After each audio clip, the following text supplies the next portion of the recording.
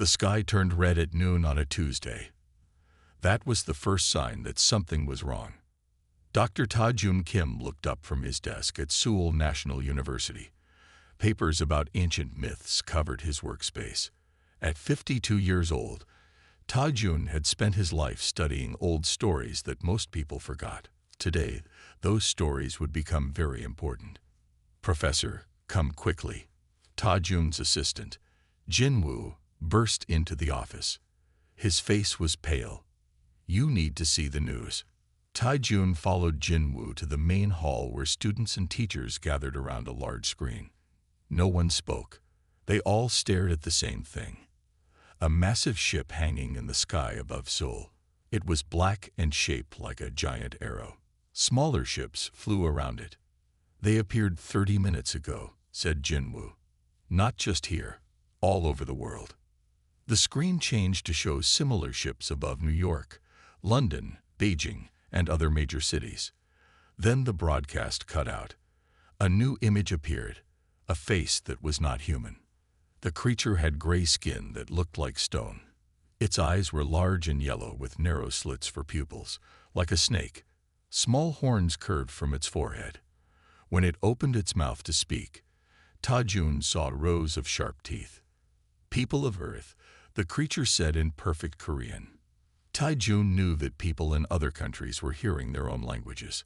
"I am Supreme Overlord Vex of the Drakari Empire. Your planet is now under our control." The room filled with scared whispers. Someone started to cry. "Your weapons cannot harm us. Your technology is primitive. Resistance is useless." Vex's face showed no emotion. "We will begin assessment of your planet's resources. Cooperate, and you may live as our workers. Fight, and you will be removed." Ta-Jun felt a strange sense of familiarity. He had seen something like this creature before, but not in real life. The broadcast continued as Vex explained the new rules. No travel between cities. All governments must report to Drakari officers. Anyone who fought back would be punished. To prove their power, the Drakari did 3 things at once. All phones stopped working. The internet went down, and military bases around the world reported that their weapons systems were frozen. "The Drakari have arrived to bring order to your chaotic world," Vex said. "We will teach you the proper way to live in the galaxy." The broadcast ended. People began to panic. Some ran from the building. Others called for family members on phones that no longer worked. Ta-Jun stood still, his mind racing. The creature's face triggered a memory. "Jin Woo," he said quietly, "help me get back to my office." Once they were alone, Ta-Jun pulled an old book from his shelf. The cover was worn leather, the pages yellow with age. He flipped through until he found what he was looking for, a drawing from an ancient Korean myth. "Look at this," he said. Jin Woo leaned closer. The drawing showed a creature with gray skin, yellow eyes, and small horns. It was labeled the Shadow Walker in Old Korean script. "That looks like..." Jin Woo's voice trailed off. "Yes," said Ta-Jun. "It looks exactly like the aliens. But that's impossible. This book is over 1,000 years old." Ta-Jun nodded slowly. "Which means the Drakari have been here before." Outside, they heard the sound of the alien ships moving across the sky. People screamed in the streets. The world was changing forever. "The myth says the Shadow Walkers came from the stars to test humans," Ta-Jun said. "And it also says they had a weakness." Jin Woo looked at his teacher with new hope. What was it? Before Ta-Jun could answer, the building shook. Dust fell from the ceiling. The aliens had begun their work. "I need to find out," Ta-Jun said, "because I think we're going to need it." 3 days after the ships arrived, the Drakari built their base in Seoul. They chose Namsan Tower, forcing everyone out and adding strange metal parts to the building. Blue lights now glowed from the windows. Guards with weapons stood at every entrance. From his university office, Ta-Jun watched through binoculars. The aliens moved with purpose. They were tall, about 7 feet, and walked with stiff steps. Their gray skin looked tough, like armor. "They're setting up another scanner," said Jinwoo, pointing to a new device being installed on the tower's roof. "That's the fifth one.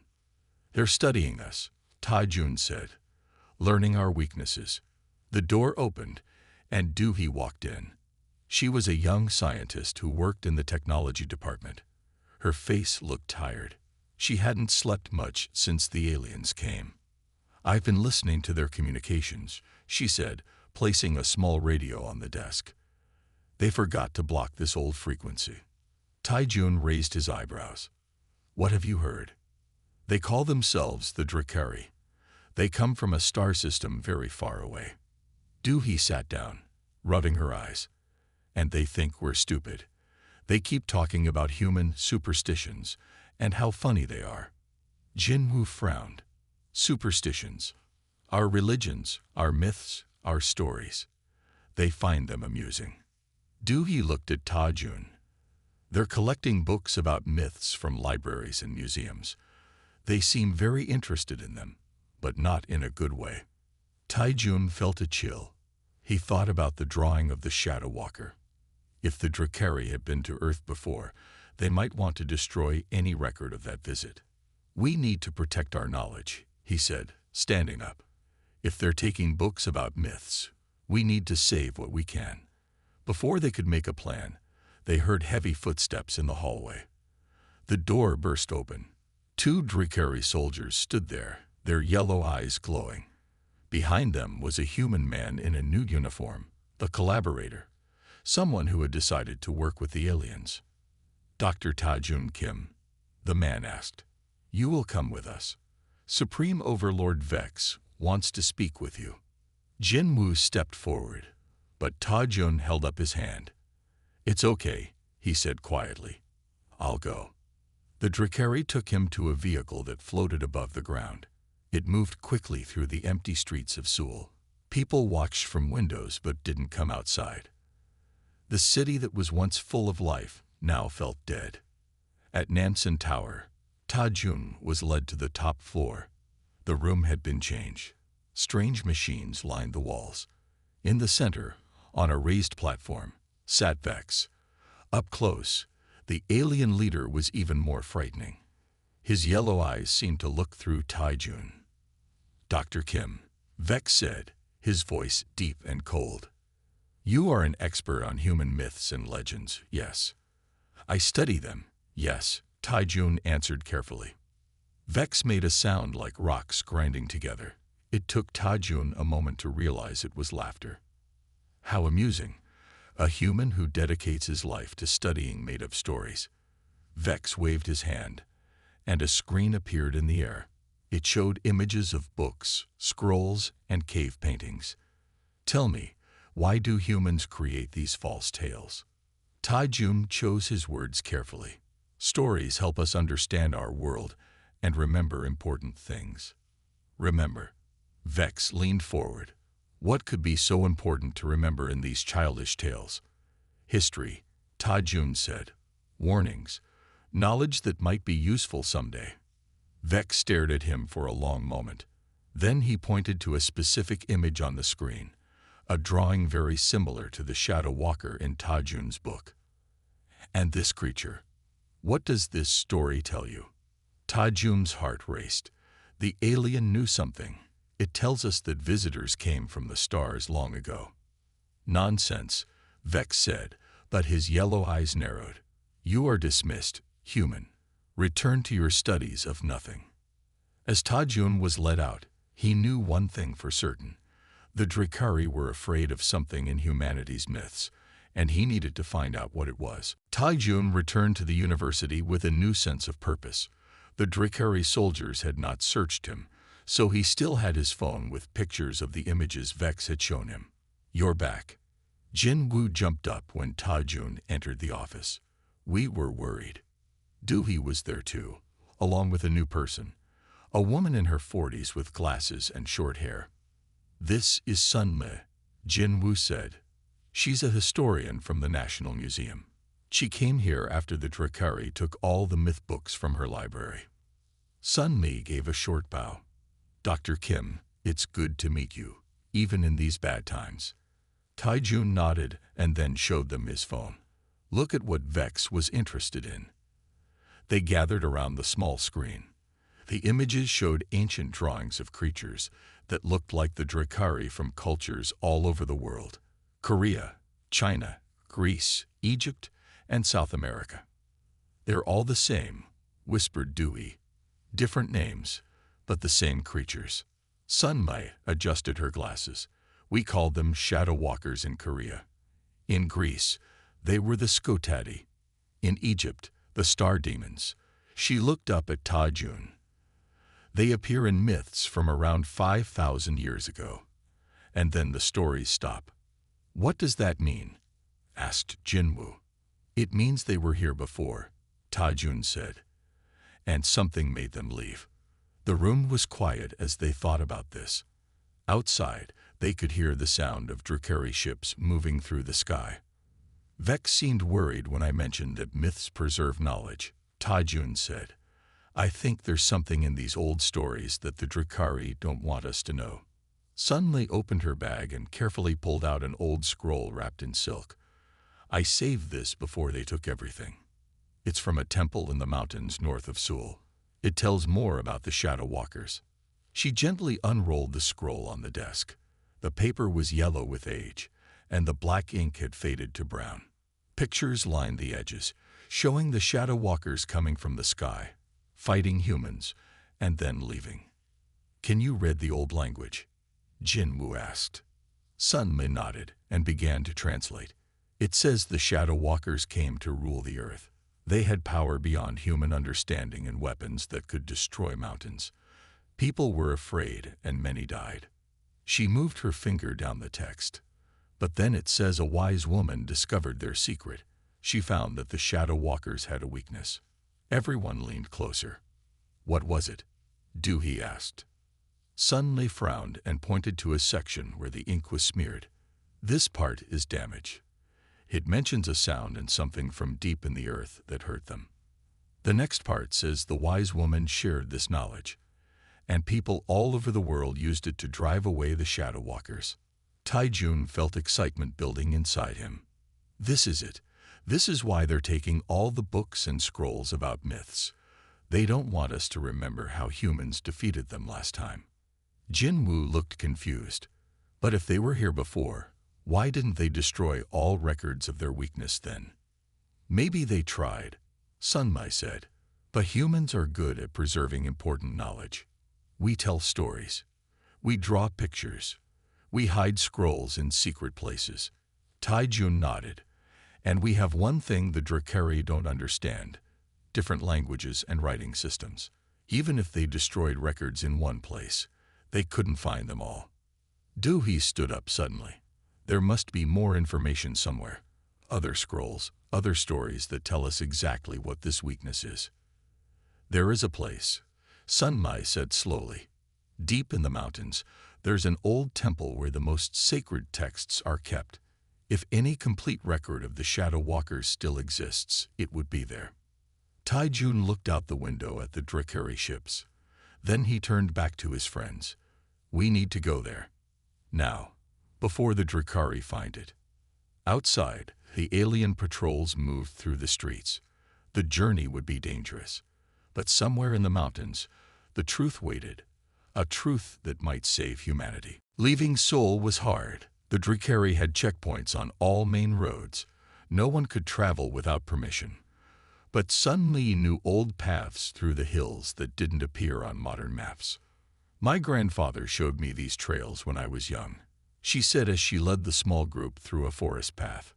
People used them for hundreds of years before cars existed. Taijun, Jinwoo, and Doohy followed her. They each carried small bags with food, water, and warm clothes. Jinwoo also brought a gun he had taken from a police station. He hoped they wouldn't need it. They walked all day, staying off roads and hiding whenever they heard the sound of Drakari ships. By sunset, they reached the base of a tall mountain. The temple is near the top, Sunmai said, pointing up. We'll rest here and climb tomorrow. They found a small cave and made camp. As night fell, They saw the lights of Drakari ships moving across the dark sky, searching. "Do you think they know we're gone?" Doohy asked. "Maybe," said Tajun. "Vex seemed interested in me. He might notice if I disappear." Jinwoo kept watch while the others slept. In the morning, they began the hard climb up the mountain. The path was steep and rocky. Sometimes, they had to use their hands to pull themselves up. By noon, they saw the temple. It was small and made of gray stone. It looked very old. No one would notice it unless they knew it was there. "People have protected this place for thousands of years," Sunmai said.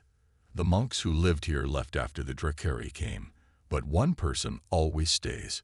As if called by her words, an old man appeared at the temple door. He wore simple clothes and had a long white beard. He looked at them with calm eyes. "Welcome," he said. "I am Junho. I have been waiting for you." Jinwoo looked surprised. "How did you know we were coming?" Junho smiled.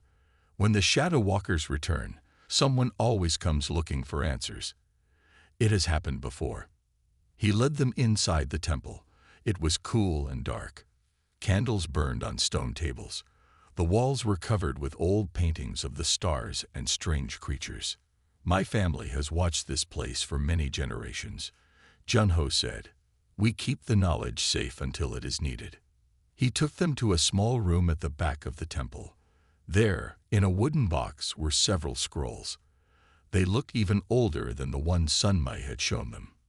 "These tell the full story of the Shadow Walkers," Junho said. "They came to Earth 5,247 years ago. They wanted to take our planet, but they had a weakness." He carefully opened the first scroll. The writing was in a very old form of Korean that even Sunmai found hard to read. "It says the Shadow Walker's hearing is very sensitive," Junho explained. "And there is a mineral deep in the earth that gives off energy that they cannot stand." "What mineral?" asked Duty. Junho pointed to a drawing on the scroll. It showed a blue-green rock. "We call it starstone. Today, scientists call it thorianite. When this stone is heated and a certain sound is made near it, the Shadow Walkers feel great pain." Taijun remembered something. "In Vex's room, I noticed the Drakari don't use sounds to communicate with each other. They use light patterns from their skin. Maybe their hearing is different from ours. The sound must be very specific," Junho said, opening another scroll. "This shows how to make it." The scroll had drawings of a simple instrument, a hollow tube with holes. "Like a flute," Doohy said. "Yes," Junho nodded. "And these marks show which notes to play." Jinwoo looked doubtful. "A flute? That's the great weapon against these aliens." Junho's face was serious. "The right sound with the right stone nearby causes them terrible pain. Their bodies cannot handle it. Last time, it drove them from Earth." Taijun felt hope for the first time since the ships arrived. "We need to get this stone and make this instrument." "There is a thorianite mine 3 days' walk from here," Junho said. "And I can help you make the instrument." As they talked, they heard a sound outside, the low hum of a Drakari ship coming closer to the mountain. "They're looking for us," Jinwoo said, gripping his gun. Junho quickly rolled up the scrolls. "Take these. Go to the back of the temple. There is a path down the other side of the mountain." Taijun looked at the old man. "What about you?" "I will stay," Junho said calmly. "This is my duty. Now go, find the stone, make the sound, say your world." The ship's hum grew louder as they ran to the back door, carrying the precious scrolls. The race to find the Drakari's weakness had begun. The group ran down the hidden path on the back side of the mountain. Behind them, they heard the Drakari ship land near the temple. They didn't look back. "We need to hurry," Jinwoo said. "If they catch Junho, they might make him talk." They moved quickly through the forest for hours until they found a small cave to hide in. As night fell, they saw bright lights on the mountain where the temple stood. The Drakari were searching the area. "Poor Junho," Sun Mai said softly. Tai Jun opened the scrolls and spread them on the ground. We need to understand these completely.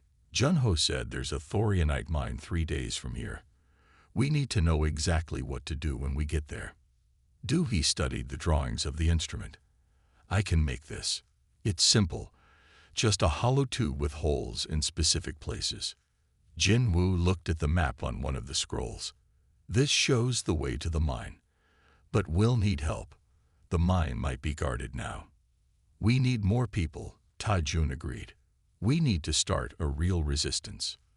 In the morning, they continued down the mountain. After a day of careful travel, they reached a small village. It seemed empty at first, but soon people came out of their houses to look at the strangers. An old woman stepped forward. Who are you? Why are you here? Tai Jun explained who they were and what they had learned about the Drakari's weakness. The villagers listened with doubt on their faces. You expect us to believe that a special rock and a musical note will hurt these aliens? A man asked. They have ships that fly and weapons that can destroy buildings. 5,000 years ago, humans used this method to drive them away. Tai Jun said. It's all written in these ancient scrolls. The old woman looked at the scrolls and then at Tai Jun's face. I believe you, she said finally. My grandmother used to tell stories about the shadow walkers and how they feared a certain sound. More villagers gathered around. Some offered food and water. Others wanted to help. I worked in the mine before it closed, said a middle-aged man named Minho. I know where to find thorianite. My daughter, Hei Yun, is good with computers, said another man. She might be able to help you communicate with others. Hei Yun was a young woman with short black hair. She showed them a small device she had built. It uses old radio frequencies the Drakari don't monitor. We can talk to other villages. By evening, the small group had grown. 20 people now sat in the village's main hall, planning how to fight back against the aliens. The Drakari have set up collection centers, Minho explained. They're taking people to work in big facilities. My brother was taken last week. What are they building? Asked Jinwoo. Some kind of large machine, said Haiyun. My radio picked up messages from other resistance groups. The Drakari are building these machines all over the world. Doohee had been working on the instrument all day. She showed them what she had made. A simple flute-like tube with carefully placed holes. I followed the scroll's design exactly, she said, but we need the stone to make it work. Tai Jun looked at the growing group of resistance fighters. Tomorrow, we go to the mine. We get the thorianite. Then we test our weapon. That night, Haeyun's radio picked up a message that made everyone go quiet. The Drakari had destroyed the temple on the mountain. There was no word about Junho. They're afraid, Ta Jun said. They know what we're trying to do. Good, said Jinwoo. Fear means we have a chance. As they prepared to sleep, Tai Jun looked at the scrolls again. There was something about the flute design that seemed familiar. The pattern of holes matched star constellations drawn on another scroll. The sound must match something in the stars, he whispered to himself. Something the Drakari know and fear. Outside, the night was quiet. But across Korea, small groups of people were beginning to fight back. The resistance was growing. And soon, they would have a weapon the mighty Drakari could not defend against. A simple sound from human myth that would become alien nightmare. Morning came with heavy rain. The resistance group ate a quick breakfast and prepared to leave for the mine. Minho drew a map on a piece of paper. The mine is here, he said, pointing to a spot near a river. It closed 10 years ago, when they found all the easy thorianite. But there's still more deep inside. How deep? Asked Jinwoo. Very deep, Minho said. Maybe half a mile into the mountain. And it will be dark. The power was cut when the Drakari came. Haeyun had news from her radio. There are Drakari patrols all over the area. And some humans are helping them. Tai Jun frowned. Why would humans help the aliens? Fear, said the old woman. The Dracari offer food and safety to people who work for them. They call themselves the New Order. We'll need to be careful, Jinwu said. If these New Order people see us, they'll tell the Dracari. They split into two groups. Tajun, Jinwu, Minho, and 4 villagers would go to the mine for thorianite. Sun Mai, Du He, and Heiyun would stay in the village to work on the instrument and try to contact other resistance groups. Remember what we need, Du He told Tajun. The stone must be pure. Look for blue-green rocks with dark lines. The mine group left at noon when the rain stopped.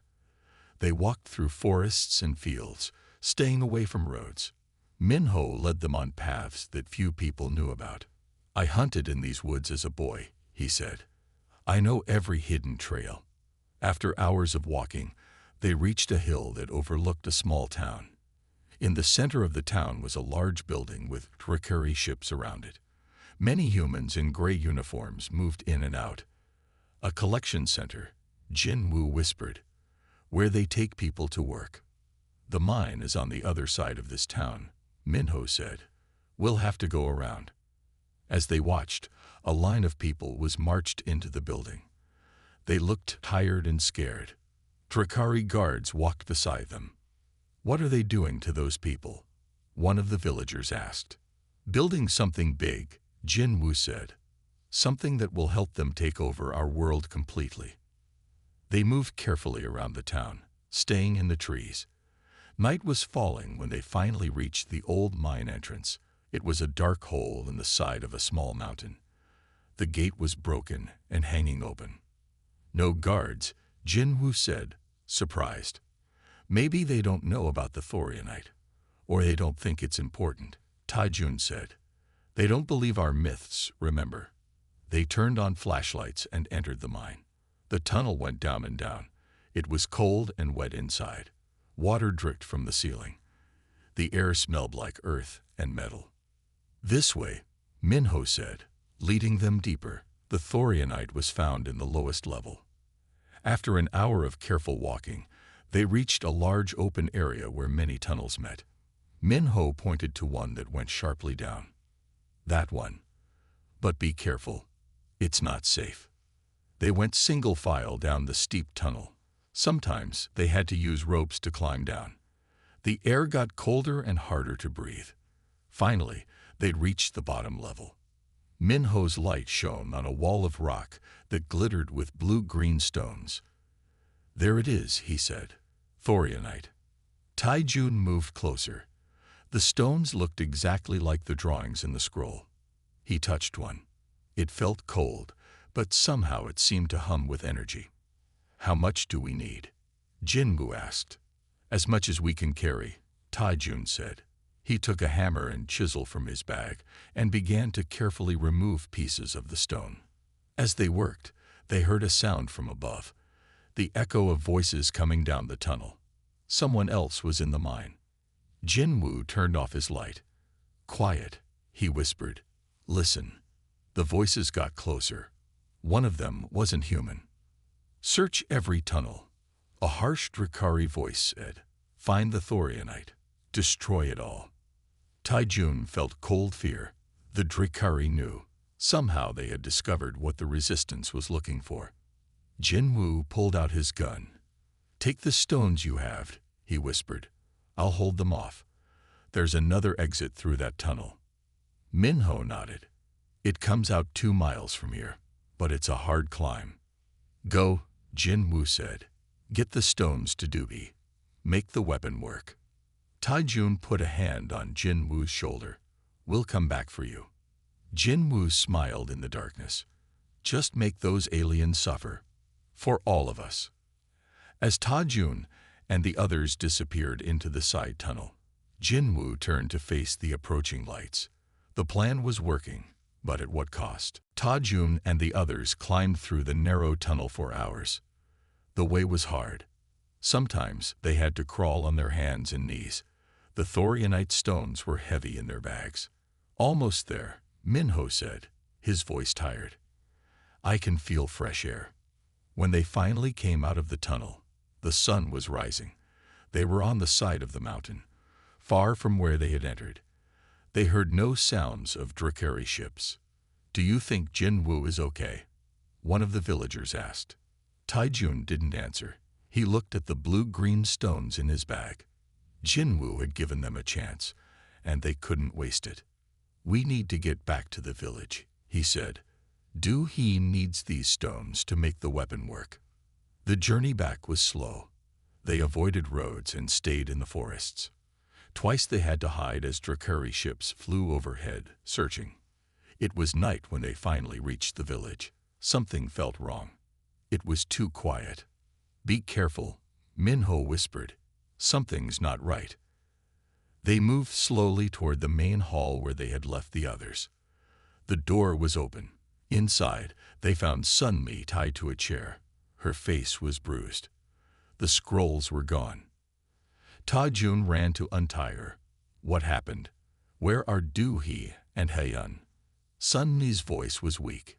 "Hyunsu betrayed us. He called the Drakari." Minho looked shocked. "Hyunsu? But he's my friend. He helped us plan everything." "He was scared," Sunmi said. "He told me the Drakari promised to spare him and his family if he helped them find us." "Where did they take Doohee and Haeyun?"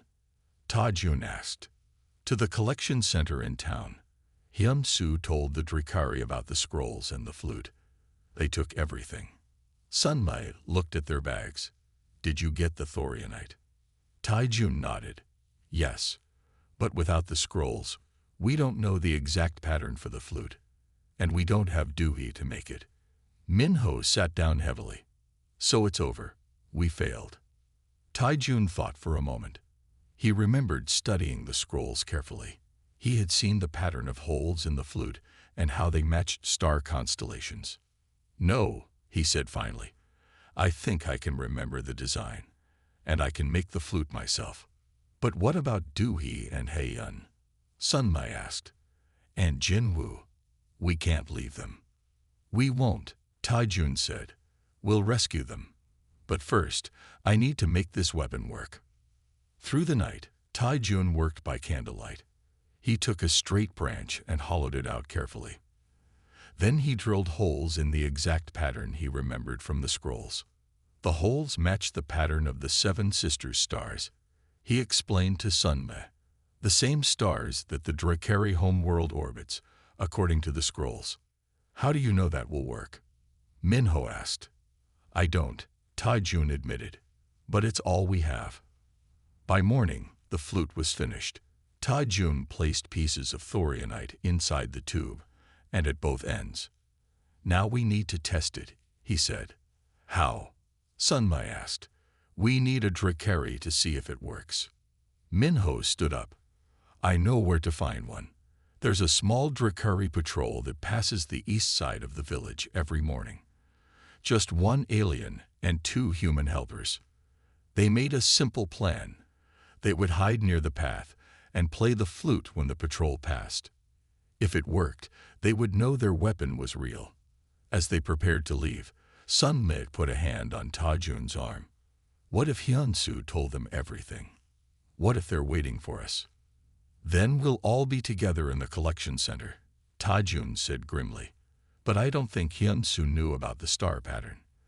That wasn't in the scrolls we showed everyone." They moved quietly through the village to the east path. There, they hid behind trees and bushes. Soon, they heard footsteps. The patrol came into view. 1 tall Drakari soldier walking in front, 2 humans in New Order uniforms behind. They moved slowly, looking bored. Taijun's heart beat fast. This was their chance.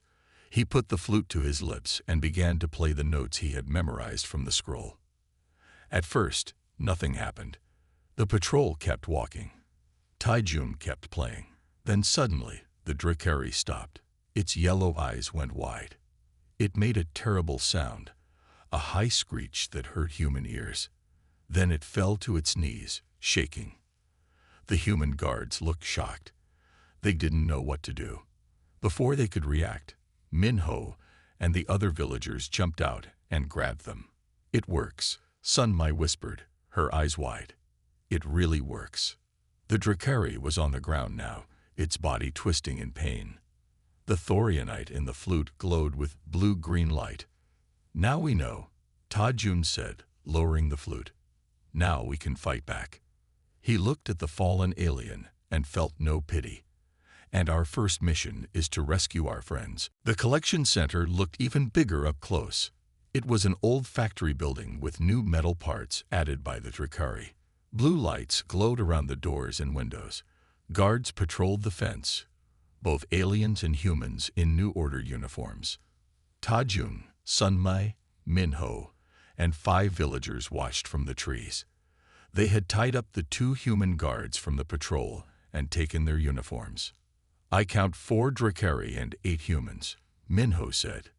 Too many to fight. We don't need to fight them all, Ta-Jun said. We just need to get inside. Their plan was simple but dangerous. Minho and another villager would wear the New Order uniforms. They would pretend to bring Ta-Jun and Sunmai as new workers. Once inside, Ta-Jun would use the flute to disable any Drakari they met. The other villagers would wait outside, ready to help when needed. Remember, Ta-Jun told Minho, act like you belong there. Walk with confidence. Minho nodded, but his face was pale. They all knew what would happen if they failed. They waited until a shift change, when guards were distracted. Then Minho and the other disguised villager led Ta-Jun and Sunmi toward the gate. The flute was hidden under Ta-Jun's shirt. Pieces of thorianite were in his pockets. New workers from the East Village, Minho told the guard at the gate. The guard looked bored. He waved them through without checking their papers. Inside the fence, they walked toward the main building. So far, so good, Sunmai whispered. The inside of the building was huge and full of activity. Hundreds of humans worked at strange machines. Drakari supervisors walked among them, watching. In one corner, a large device was being built. It looked like a giant metal ring with blue lights. What is that? Sunmai asked quietly. I don't know, Ta-Jun said, but it can't be good for humans. They moved through the workers, looking for Doohee and Hae-Yun. It was hard to find anyone in the crowd. There. Minho pointed to a small room off the main floor. Through the window, they could see Hae-Yun working on electronic equipment. A human guard stood outside the door. Minho approached the guard. Supervisor wants this one moved to another section, he said, pointing at Sunmai. The guard looked confused but stepped aside. Minho opened the door, and they all quickly entered the room. Hae-Yun looked up, shocked. You came for me, she said, her voice breaking. Where's Doohee? Ta-Jun asked. They took her to see Vex, Hae-Yun said. He came here this morning. He's very interested in the flute design. Ta-Jun felt cold fear. Vex is here. Where? In the control room on the top floor. Hae-Yun pointed to the ceiling. They have Jinwoo there too. They caught him at the mine. Ta-Jun made a quick decision. Sunmai, take Hae-Yun and go with Minho. Get out of here and meet the others. What about you? Sunmai asked. I'm going to find Doohee and Jinwoo. Ta-Jun took out the flute. And I'm going to let Vex hear some music. They argued, but Ta-Jun wouldn't change his mind. Finally, the others left, pretending to escort Hae-Yun to another work area. Alone, Ta-Jun made his way to the stairs. He avoided guards when he could. Once he had to hide in a storage room when a Drakari walked by. Finally, he reached the top floor. The control room had glass walls. Inside, he could see Vex standing with 2 other Drakari. Doohee was there, working on something at a table. Jinwoo was in the corner, his hands tied behind his back. His face was bruised. Ta-Jun took a deep breath. He put pieces of thorianite in his pockets and one in the flute. Then he walked straight into the control room. Everyone turned to look at him. Vex's yellow eyes widened in surprise. Dr. Kim, the alien leader, said, How unexpected. Let my friends go. Taijun said. Vex made that grinding sound that was his laugh. You are in no position to make demands, human. Doohy looked up from the table. Taijun saw that she was working on the pieces of a flute, trying to recreate the design from memory. The myth was true, wasn't it? Taijun said to Vex. Humans drove you away once before. Vex moved closer, his tall form towering over Taijun. Ancient history. This time, we have taken precautions. We have destroyed your records, your temples, your knowledge. Not all of it, Taijun said. He slowly pulled out the flute. Some knowledge can never be destroyed. Vex saw the flute and froze. For the first time, the mighty alien looked afraid. Guards, he shouted, but before anyone could move, Taijun put the flute to his lips and began to play. The first notes from the flute filled the control room. At first, nothing happened. Vex started to laugh again, that grinding sound that wasn't human. Your primitive weapon doesn't, he began. Then he stopped. His yellow eyes widened. The thorianite in the flute began to glow with blue-green light. The stones in Taijun's pockets grew warm. As he continued to play, the air in the room seemed to vibrate. Vex made a terrible sound, like metal tearing.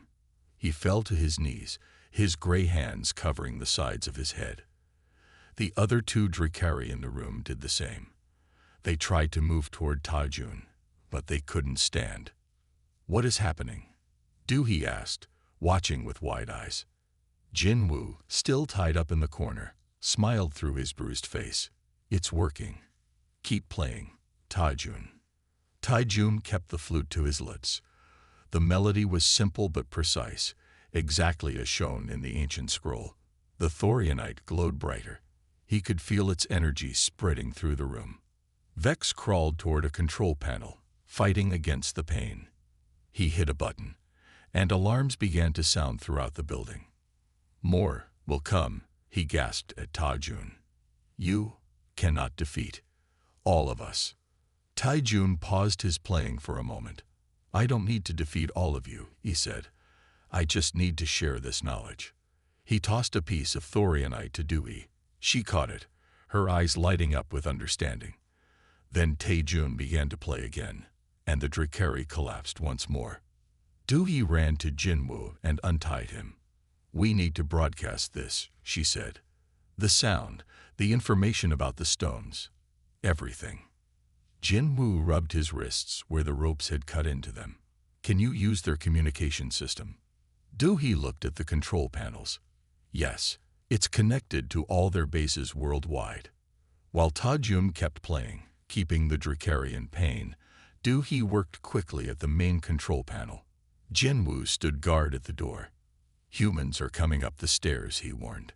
New order guards. Almost ready, Doohy said. Her fingers flew over the alien controls. Their system is complex, but the basics are the same. Vex watched them from the floor, hatred in his yellow eyes. You think you've won, he hissed. We erased this knowledge once before. We'll do it again. Taijun lowered the flute for a moment. That was your mistake, he told the alien leader. You thought destroying books and temples would be enough. But humans keep knowledge in many ways, in stories, in songs, in myths that you thought were just superstitions. He began to play again, and Vex writhed in pain. Ready, Doohy called. The system is open. Play into this. She held up a small device connected to the control panel. Taijun stepped closer and played the melody one more time. The sound was captured and sent through the Dracari communication system. Across the world, in every alien base and ship, the sound of the flute and the energy of thorianite would now be felt. On the screens around the control room, they saw images from other Dracari facilities. Aliens fell to the ground in pain. Human workers looked up in confusion, then understanding. Some began to fight back against their captors. Now we send the information, Doohy said. She typed quickly, sending data about thorianite and the flute design to human resistance groups everywhere. The building is secure. Sunmi's voice came over a communicator. Minho and the others have taken control of the main floor. The New Order guards have surrendered. Outside, they heard the sound of Drakari ships taking off. On the screens, they saw the same thing happening around the world. The aliens were retreating, fleeing from the sound that caused them such pain. Vex looked up at Ta Jun from the floor. "This isn't over," he said weakly. "We will return." Tai Jun looked down at the once mighty alien leader. "And when you do, we'll be ready. The knowledge won't be lost again." He turned to Jin Wu and Dewey. "Let's go help the others." As they left the control room, Ta Jun looked at the large device the humans had been forced to build. Now he understood what it was, a portal to bring more Drakari to Earth. But it would never be completed. Outside, people were leaving the collection center, looking up at the sky where alien ships disappeared into the clouds. Some cried with relief. Others hugged each other. The long nightmare was ending. "What happens now?" Jinwu asked. Ta Jun held up the flute in one hand and a piece of thorianite in the other. "Now we rebuild, and we remember. This time, we write the story so clearly that it can never be forgotten." In the distance, the sun rose on a world that was once again free. The myth had become reality, and humanity had found its strength in the very stories the aliens had mocked.